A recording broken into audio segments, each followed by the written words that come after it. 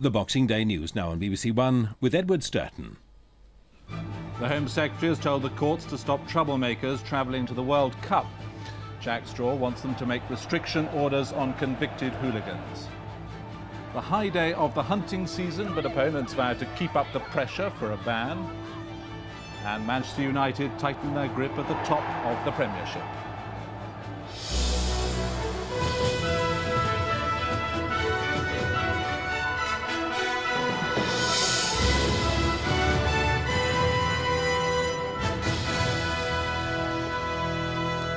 Good evening. The Home Secretary has told the courts they should use restriction orders to stop football hooligans travelling to next year's World Cup finals in France. Jack Straw said he's concerned the power to issue the orders on convicted hooligans has been used only 10 times since it was introduced in 1989. But supporters' associations dismissed Mr. Straw's idea as unworkable, and the police said the law itself was flawed. The Home Secretary wants to avoid any repeat of scenes like these on the terraces in Rome in October, when England fans were once again involved in trouble abroad. Jack Straw has already met French ministers to liaise over police intelligence, crowd control and ticket arrangements, and is asking the British courts to get tough with football hooligans by issuing restriction orders, which he says will prevent them going to the World Cup.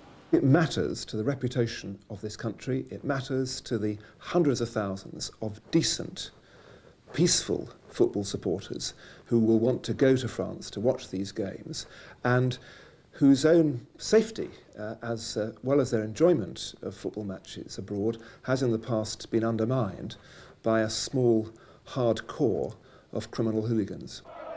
Restriction orders have been used only 10 times since they were introduced in 1989. Some senior police officers say they don't believe they'll be effective in controlling hooliganism. There are too many loopholes. And football supporters groups say they doubt such measures will catch the real troublemakers. I don't think it's a system that can actually work to pinpoint the people who actually do cause violent crimes around football matches. And secondly, it detracts attention away from actually getting the organisation right at the tournament, making sure that the ticketing systems are correct. But the Football Association says it welcomes anything which might reduce the problem of hooliganism. I think it will help. I think it will contribute, along with other measures. We're discussing with the government, with the police, in a quite unprecedented consultation at the moment, how we can combat those who would go to France and cause trouble for all the other supporters who care desperately about football. A date has been fixed at the end of February for an international seminar on football hooliganism. It'll be hosted by Jack Straw at the home ground of his favourite team, Blackburn Rovers. Carol Walker, BBC News. Supporters and opponents of fox hunting have been out in force today on one of the busiest days of the hunting season. Around 280 hunts held the traditional Boxing Day meet.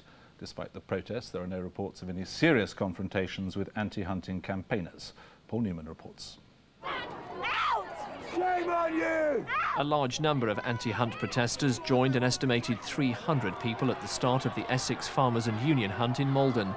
The hunt was greeted with angry shouts as the demonstrators crowded round, but there was no violence or arrests. Last time! Last time! About 100 opponents of hunting gathered in the market square at Bicester in Oxfordshire in what was a noisy but good-natured protest. Publicity surrounding the private members' bill aimed at banning hunting prompted a bigger turnout of both demonstrators and riders. Anti-hunting groups sent victory in their campaign. Politics is a very volatile and mysterious business, and what politicians say today, they may well have changed tomorrow. So we have got everything to play for on this bill, and we are determined to see it get through.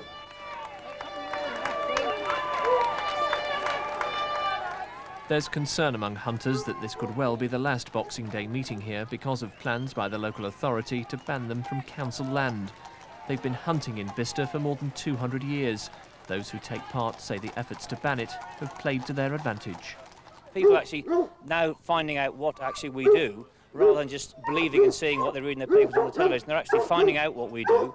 And I think that the general public who I speak to are actually much better informed now, and I think the tide is turning in our favour. It's likely there'll be another opportunity to bring legislation to ban hunting in the next 2 years. But supporters on both sides say they're determined that their campaigns will continue. Threats of disruption at the historic Lanark and Renfrew hunt in Scotland failed to materialise, although demonstrators say they intend to target other meetings on New Year's Day. Paul Newman, BBC News. The storms sweeping across the country have claimed another 3 lives after a car was crushed by a tree in southeast Wales. Thousands of homes spent a second day without electricity despite attempts to repair power lines brought down in the high winds. Among the latest victims of the atrocious weather were a man, his daughter and her boyfriend, who were killed when their car was crushed by a falling tree.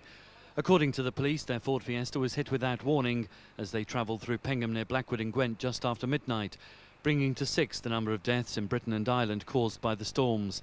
Police named the 3 as Gerald Ross, his daughter Ruth and David White. 2 others were also injured in the accident. The driver wouldn't have had any warning whatsoever. The tree has just snapped at the base and gone straight on top of the car through the roof, and the persons inside were trapped for some considerable time. But as the gale started to subside, engineers faced a struggle to restore power lines, which left thousands of people without electricity in the north of England. A problem repeated in Scotland, North Wales and Northern Ireland, where blackouts brought misery to thousands more homes. With many householders facing emergency repairs, insurance companies were bracing themselves for large payouts, insisting most people would be covered by their policies. There's also the prospect of a bill for the damage to one of Britain's best-known tourist attractions, Blackpool's North Pier, about 100 metres of which was blown into the sea by high winds. John McIntyre, BBC News. Boris Yeltsin has returned to full-time work after his latest stint in a hospital bed. The Russian president is expected to mark his return by reshuffling his cabinet, and it's thought he may fire one of his most energetic reformers. Our Moscow's correspondent Robert Parsons reports. Boris Yeltsin back at the helm of state and looking sprightlier than any of his supporters had dared expect. There was no sign of the chest infection that forced him to spend 2 weeks in a Kremlin clinic. His voice was strong and he appeared mentally alert. Mr. Yeltsin told a gathering of government, regional and opposition leaders that next year had to be one of reconciliation and accord. But not perhaps for Anatoly Chubais, the increasingly beleaguered First Deputy Prime Minister and leading force behind Russia's economic reforms. His days in government appear numbered after a radio address in which Mr. Yeltsin spoke of the needs of the poor and dispossessed. It was clear, he said, that ordinary people were not benefiting from reform. They were being forgotten in the rush for the market. The gulf between rich and poor was becoming too wide. Apparently recovered from illness, Boris Yeltsin seems set on reinventing himself, this time as the master of compromise and father of the nation. As long as his health is up to it, there appears little to stand in his way. Robert Parsons, BBC News, Moscow. And now with news of how Manchester United have extended their lead at the top of the FA Premiership and the rest of the sport, here's Rob Bonnet. Yes, United have entered the second half of the season with their 14th win from 20 games, this time a 2-0 defeat of Everton at Old Trafford. That result, and draws for Blackburn and Chelsea below them, has further cut the odds on a United title this season to 6-1 on. Manchester United are ending their year in ominously good form as far as their rivals are concerned. Henning Berg scoring their first against Everton, the second symptomatic of a team playing full of confidence. Andy Cole finishing with a delightful chip to make it 13 goals in his last 12 games. While United's progress appears unstoppable, their challengers keep on faltering. Chelsea lost ground after they could only manage a 1-1 draw against Wimbledon, Gianluca Vialli giving them the lead, but a defensive error from Frank St Clair let in Michael Hughes to equalise, to leave Chelsea 7 points behind in third place. At Anfield it was 4th against 5th, where Liverpool overtook Leeds thanks to their English strikers, Michael Owen putting them ahead, and he then set up Robbie Fowler for the third as they eased to a 3-1 victory. Arsenal struggled as they beat Leicester 2-1 at Highbury. David Platt's header from Dennis Bergkamp's cross put them in front. The difference though in the end between the teams being a bizarre own goal from Leicester captain Steve Walsh. At the bottom of the table, Tottenham remain in trouble. Stan Collymore eased some of his worries with 2 goals in Aston Villa's 4-1 win.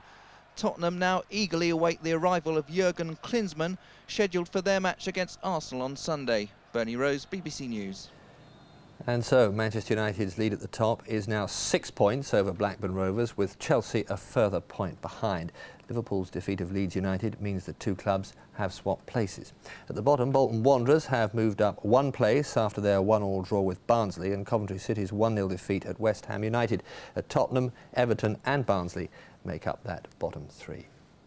Rugby Union's Allied Dunbar Premiership 1 leaders Saracens were beaten by 22 points to 21 at home to third-placed Leicester this afternoon. Saracens' first defeat of the season turned on a late drop goal by the former South African international Joel Stransky, who scored 17 points in all.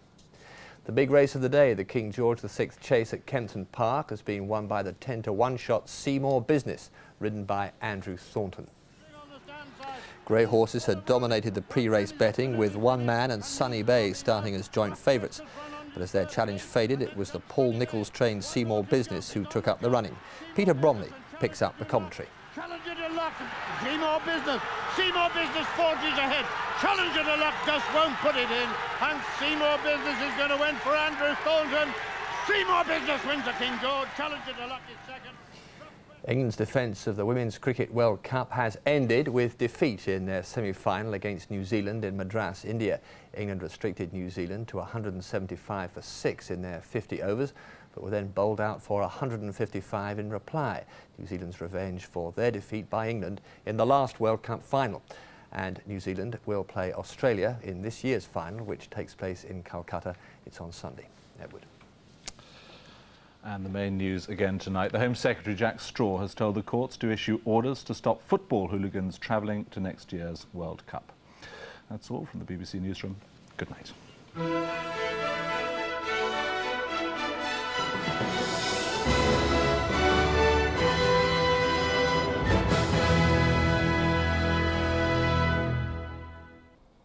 Good evening. Thankfully, the really windy weather has blown itself out. We'll continue to have some fairly stiff northwesterly breezes through the next 24 hours, but those will gradually ease down as well.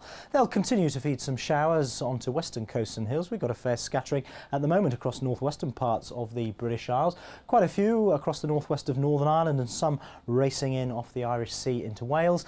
And if we take a look at the West Country radar, you can see a fair smattering of quite heavy showers there too. I think most of the showers will stay across western parts of the British Isles overnight tonight. To the east of high ground, lighter winds, clearer skies, some ice in eastern Scotland, icy patches northeast England. Could even be some slippery surfaces as far south as East Anglia, and quite a chilly night as well.